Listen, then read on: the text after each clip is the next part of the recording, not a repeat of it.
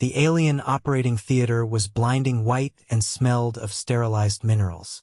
A dozen long-limbed beings bustled around the metal slab where Kellan Odrick lay, shirt shredded, sides soaked in deep crimson. His breathing was shallow, but steady. His hemoglobin levels are collapsing. Dr. Trell, the lead physician, announced in a tone that teetered on panic. Multiple liters lost. He should be unconscious.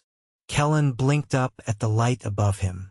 Hey, Doc, do your lights always buzz like that? Or is that just my brain shorting out?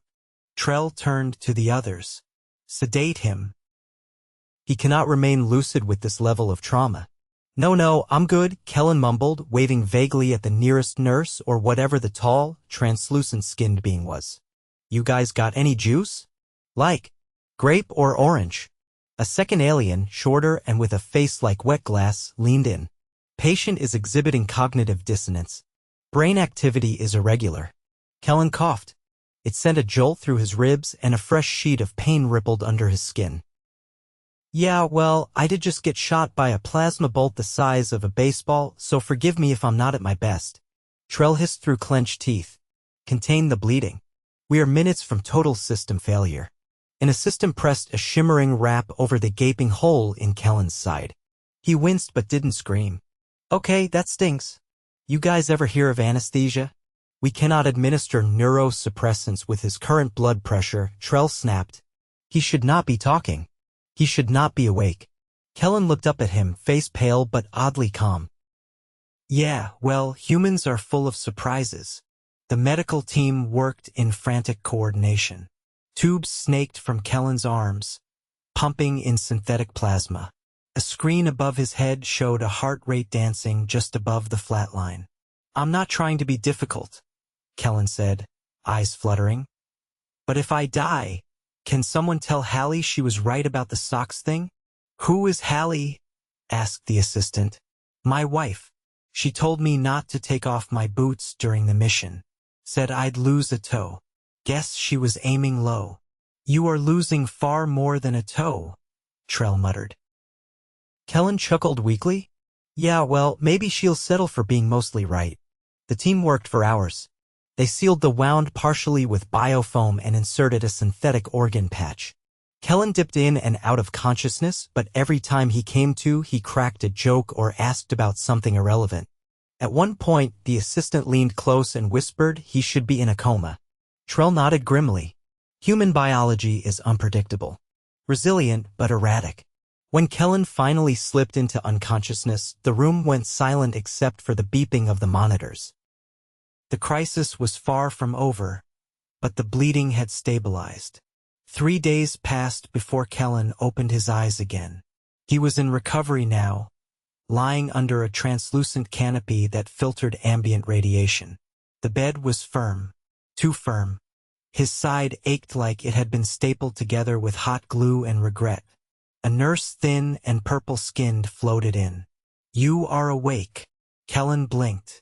Either that or this is a very boring afterlife. You were clinically dead for 27 seconds. Well, I hope I didn't say anything embarrassing. You asked for juice again. Kellan grinned. Figures. Trell entered then, arms folded behind his back. You survived a wound no member of our species would have. You lost over half your blood. We replaced it with a hybrid solution. Your body is adapting. Kellan pushed himself up slightly, groaning. So, what, I've got alien blood now? Temporarily. Until your marrow replenishes your native supply. How long does that take? Several weeks. You will remain under observation. Great, Kellan said. Any chance I can get a toothbrush? My mouth feels like I licked a sandstorm. Trell ignored the request. We require a full analysis of your physiology. Your reaction to trauma is concerning. Welcome to humanity, Kellan muttered. We break easy, but we don't quit. Trell tapped on his console. You should have died. Most of your internal systems were in cascade failure. Your survival was not anticipated. Kellan's voice dipped.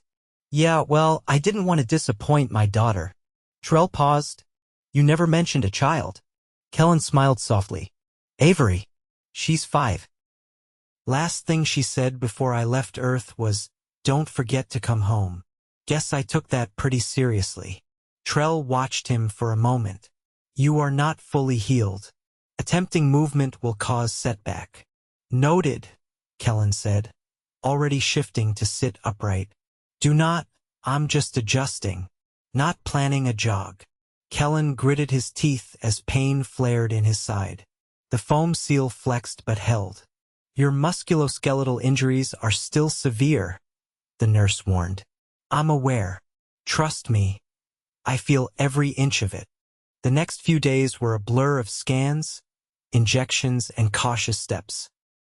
Kellan's resilience baffled the medics. He followed instructions, rested when told, but never stopped talking. He asked about every device, every treatment, every alien that walked past his room. Some found it irritating, others oddly charming. One afternoon, Hallie's face appeared on the comm screen. Her eyes were red-rimmed, but she smiled. You look like hell, she said. Feel like it too, Kellan replied. But I'm still here. Behind her, Avery waved a crayon drawing. I made this. It's you fighting a space octopus. Kellan blinked hard. That's amazing, sweetheart. I'll hang it up in my room here. You better, Avery said seriously. After the call, Kellan lay back, eyes closed. The nurse stepped in quietly. You are healing faster than projected. Good. I've got a date with a space octopus.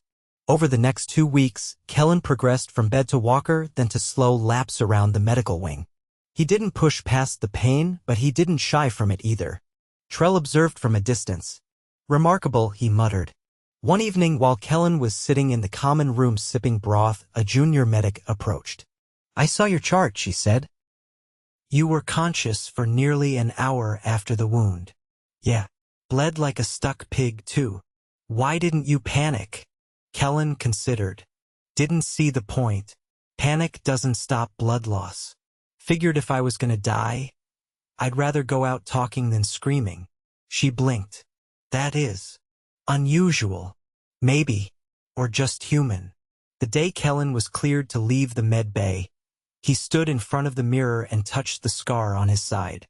It was ugly, deep, but it was sealed. Trell entered holding a data pad. You are discharged. Your recovery is acceptable. Appreciate that. We will continue to study your case. Be my guest, Kellan said. Just don't clone me. One of me is already too much for most people. Trell hesitated. You are not what we expected. Neither are you guys, Kellan replied. But I guess that's what makes this whole intergalactic thing interesting. He left the infirmary slowly, steps still uneven. But he walked out under his own power. And as he passed one of the younger medics, he heard a whisper. That's the guy who lost half his blood and still asked for juice. Kellan grinned. Damn right I did. The rehabilitation wing was quieter than the emergency sector, but not by much. Everything pulsed faintly, walls, floors, even the air like the station itself was a living organ. Kellan leaned against the railing of the motion track, one hand gripping the support bar, the other pressed carefully to the sealed wound under his shirt. He'd traded the medical gown for a loose blue tunic and pants, both slightly too long. His boots were back, different pair, same size. Hallie had sent them. A glimmering orb zipped past his shoulder and paused mid-air. It chirped and projected a soft green line along the track. Start of monitored interval, it said in a clipped, synthesized accent. Yeah. I'm walking, not trying out for the Olympics, Kellan muttered. The orb didn't reply. It floated silently beside him as he took the first step. Then another. Then a third. His side flared in protest, but he kept going. From the observation window above, a small cluster of alien medical staff watched with a mix of vigilance and, in at least one case, visible awe. Kellan had overheard them talking earlier, not that they were trying to be discreet. He should not be ambulatory. I ran the projections 3 times. He should not be vertical. I believe he is ignoring the pain response. He doesn't appear to be ignoring it. He appears to be negotiating with it. Kellan reached the first marker and paused, catching his breath. Hey, Floaty. How far is that? 4.1 meters, the orb answered. Feels like a marathon. Your cardiac rhythm is elevated. Yeah, it tends to do that when a person's recreating a stabbing every time he inhales. The orb blinked a soft yellow. Would you like to request a pause in activity? No, I'd like a cheeseburger and a nap in a hammock, but I don't see either of those happening. Behind a transparent wall, Dr. Trell watched with his arms folded. He hadn't spoken to Kellan since discharge, but his presence lingered, always nearby, always watching, always scribbling notes onto his crystalline datapad. Kellan noticed. Still waiting for me to keel over? A voice crackled from the ceiling. No. We are recalibrating our expectations. Kellan chuckled. That's the closest thing to a compliment I've gotten from you. He walked another meter, then stopped abruptly. The orb beeped in concern. Why have you halted? Cramp, Kellan said through clenched teeth. Abdominal wall just reminded me it's mostly duct tape and prayer right now. Would you like to request don't finish that? He waited until the stabbing ache dulled to a manageable throb, then resumed one step at a time. When he reached the halfway point, the orb chirped again. Midpoint achieved. Recommendation. Return to origin. I swear if you say recommendation accepted, I'm going to swat you with a shoe. At the far end, a new figure waited. Not Trell, not the nurse from recovery. This one was taller, with mottled gray skin and 2 narrow slits instead of eyes.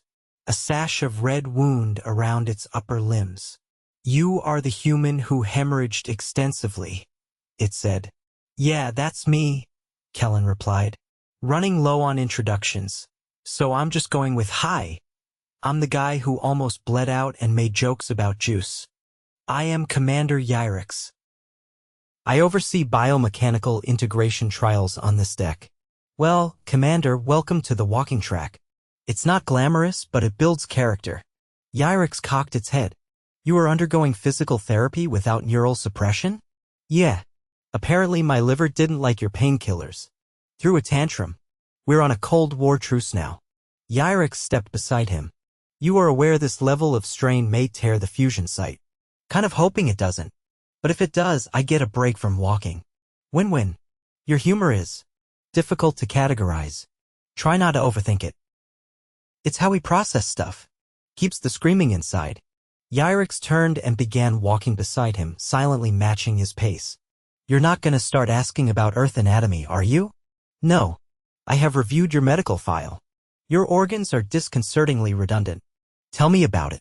I've got 2 kidneys but only 1 decent coffee machine at home. Nature's not great at priorities. They reached the end of the track. Kellan leaned against the railing, breathing heavily. All right, that's enough for today. I don't want your orb to develop a conscience and file a complaint. Yrix studied him. Why did you not request synthetic body augmentation? We offered it after your stabilization. Kellan shrugged. Didn't want to come back with new parts. My daughter's already suspicious of the microwave. She is young. 6. But sharp. I brought home a new toothbrush once, and she interrogated me like I'd cheated on the old one. Yrix was silent for a moment. Your decision to endure a slower recovery, was that emotional or ideological? Both, probably. I want to feel myself getting better. Not skip ahead like I fast-forwarded through the hard part. Curious. Not really. Just human. Later that cycle, back in his bunk, Kellan lay on his side, carefully shifting to avoid pressure near the scar. The room lights dimmed automatically, but he didn't sleep. Not yet. A soft chime sounded. Enter, he called. Trell stepped in, holding a small device. It looked like a flattened egg, pulsing softly. I brought a neural dampener. It's non-invasive. Temporary. Kellan raised an eyebrow. You're offering me pain relief now? Your vitals indicate severe muscular fatigue. We believe your pain threshold is higher than predicted, but not limitless. What gave it away? The limp or the swearing? Trell set the device on the table. Place it at the base of your neck. It will suppress localized nerve activity without interfering with organ function. Kellan looked at it. Thanks. Really. Trell didn't move. You're waiting to see if I explode? No. I am. Evaluating. Kellan laughed softly. You guys always like this? Observant to the point of being unsettling? We find behavior more revealing than biochemistry. Well, I hope you're learning something useful. You adapt through discomfort. That is not uncommon. But you do so with deliberation, not instinct. I guess we've had enough history to learn that pain's part of the job description. Trell nodded slowly, then turned to leave. Just before the door closed behind him, Kellan called out, "Hey, Trell." The alien paused. "Why'd you really come?" Trell didn't turn around. "Because none of our models could explain why someone would choose to feel pain when they had the option not to." The door slid shut. Kellan stared at the dampener for a long moment, then pushed it aside and turned off the lights. He'd use it tomorrow. Maybe. The artificial sunrise in the medical wing began with a gradual brightening of the ceiling, mimicking dawn but without warmth. Kellan was already awake, seated at the edge of the bed with his legs dangling, socks mismatched, one gray, one with a faded cartoon octopus. He was folding a towel with slow, deliberate motions, though it was painfully clear he had no intention of using it. A soft chime sounded, followed by the door sliding open. Dr. Trell entered, accompanied by a new figure, a slender alien with metallic green skin and a long, segmented crest that curled slightly at the ends. "You're early," Kellan said, not looking up. "Either that or I'm late for something I wasn't invited to." "This is Dr. Vayan. She oversees recovery analytics for non-native species," Trell said. Vayan stepped forward. Her gait was fluid, each movement measured and silent. "We've been monitoring your strain response cycles. You've reached the threshold where we typically reduce kinetic load by 40%. Meaning I get to stop walking in circles? You're not required to resume today's circuit," Vayan said. "However, our data suggests you will attempt it regardless." Kellan folded the towel once more, then tossed it back on the bed. "You say that like it's a bad thing." "It's simply pattern recognition," she replied, then added, "You favor your left side when shifting weight. The grafted tissue is still vulnerable to micro-tears." "I know. It feels like I've got a zipper under my ribs." Vayan studied him for several seconds. "Do you experience vertigo when standing?" "Nope. Just the usual stabbing reminder that I'm stitched together like a quilt." Trell tapped gently on his tablet. "We've adjusted your nutrient protocol. Increased lysine and potassium. You'll receive the modified infusion in the next hour." Kellan scratched his jaw. "That explains the weird taste in my mouth. Like I licked a battery. That's due to the trace metals in the augment blend. Delightful. You know, back home we usually flavor our medicine. Grape, cherry, bubblegum. You ever consider throwing in a little vanilla?" Vayan tilted her head. "Aromatic additives compromise molecular integrity. Right? Can't have my blood coagulating with a hint of nutmeg." Trell ignored the remark. "You'll be transferred to the kinetic bay after today's assessment. The gravity field there is variable. It will allow us to test for residual muscular compensation." "Sounds fancy. Can I bring my orb?" "It's grown emotionally attached." "That unit has been reassigned," Trell said. "To something more cooperative, I hope." Vayan approached the wall console and brought up a skeletal projection of Kellan's upper torso. The image rotated slowly, highlighting the pale web of synthetic fibers that still underpinned his abdominal wall. "Your body accepted the patch without signs of rejection. That outcome is statistically rare. I guess I'm just lucky." "No," she said. "Statistically, you are anomalous. Not fortunate." He raised an eyebrow. "You're a real ray of sunshine, Vayan." "I do not emit light." Kellan chuckled, then winced. The laugh had pulled at something deep inside somewhere just beneath the floating rib. He caught his breath, steadying with a hand on the bed frame. "I suggest you avoid sharp exhalation until the tissue completes collagen binding," Vayan said. "My bad.